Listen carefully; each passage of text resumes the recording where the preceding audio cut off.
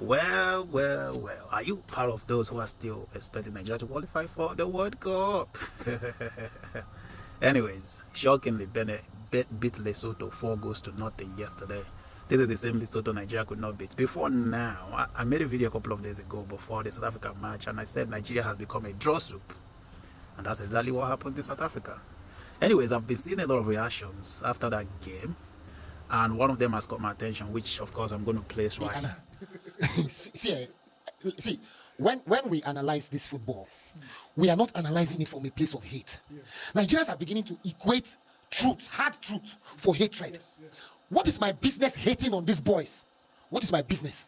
So when I kept shouting, even yesterday, don't play Troos Ekong, you're making it seem as if I hate him. Why will I hate him? What has he done to me? Benjamin Fredericks and Calvin Bassey in centre back, Bruno left back, and Ola unfortunately had an injury. There is no way South Africa is penetrating that defense, because Bassey doesn't have the pace to play from the wings. That is why that ball that was lobbed over Bassey, he could not catch up with the guy. And then Ekong did his magic. See, Fredericks was playing for two people until Ekong was subbed. You're telling me that Ekong was MVP Nations Cup? Bro, that was 2 years ago. A month is enough for a player to either peak or dip in form. Ekong had no business starting this game today. He had no business playing unless we were like 2 goals up. We were like 2 goals up. It is all on Eric Chelle. It is all on Eric Chelle. Eric Chelle played a double pivot against Rwanda.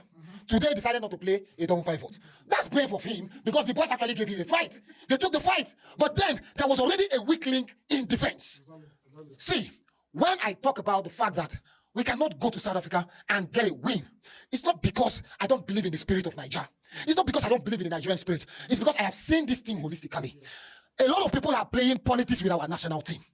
Up until recently, you're going to allow coach to invite players that have no business with the national team.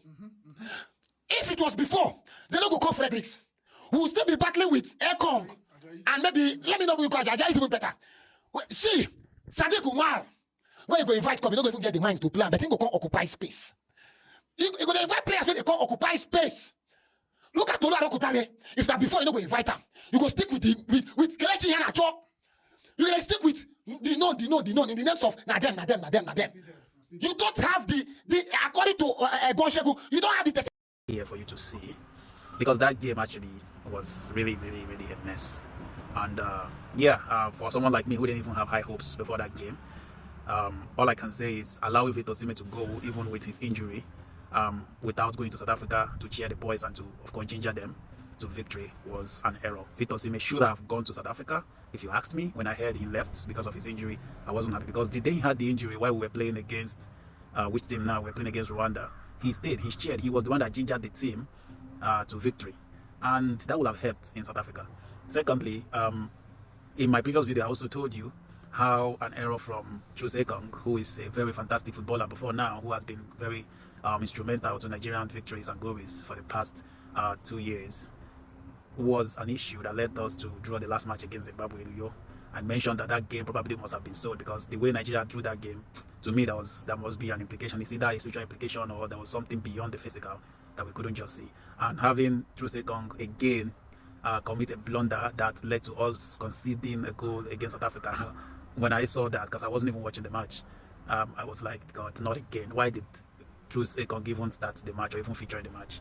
So I don't know if it's a curse, but whatever it is what it is. So if some of us can sit down and on our TV, seeing and understanding, the managers for management of these teams are not seeing it, then we shouldn't cry more than our eyes can carry, man. We should just sit down and watch, and that's what I'm doing these days. If those who are saddled with the responsibility of ensuring that this team does excellently well are not doing their job, then why cry out a river? Yeah, so there's a video here. Please just watch it, enjoy it. It is from Fan Stripe, and this guy really saved my mind in toto. So you've got to watch it, and drop your comments, like and share, and follow for more. Bye now. And for Nigeria qualifying, come on, I do not care. Nigeria don't even need to qualify. If it is this indecisiveness, group of people who cannot manage the national team, a group of people who cannot go win simple matches in a group such as has South Africa, Benin Republic, Rwanda, Lesotho, and Zimbabwe, and we are struggling to top the group or even take second in the group, then it's of no use for Nigeria to go to the World Cup. So it is good we go to the bottomless pit so that we can dig from there and then rework our football to the point where it will be respected and valued once more. Thank you so much, and bye for now.